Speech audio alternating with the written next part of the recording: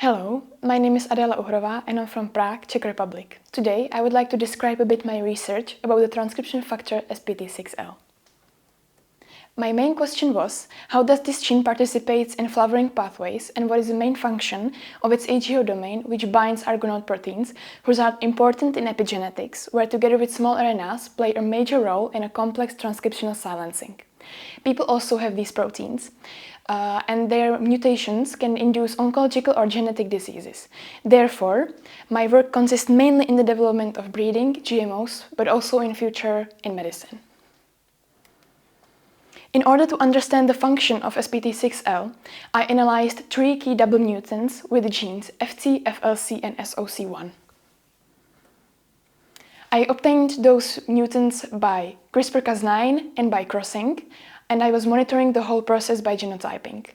The main part of my experiment was a phenotypic study, in which I was looking mainly for the differences in time of flowering. Formation of double mutants was successful, which I also confirmed by sequencing the CRISPRed ones, and I also performed a phenotypic study from which I did a statistic test, which showed me which results were significant and which were not. At first, the results were kind of indirect, but when I started to consider more gene interactions, I came to a conclusion that SPT6L is an inhibitor in flowering and it participates in more flowering pathways.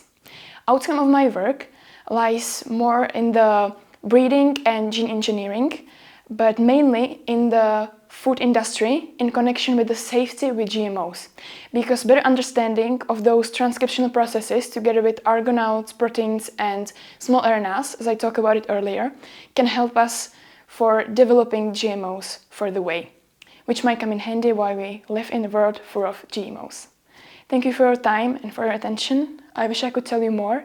Here I have only my resources.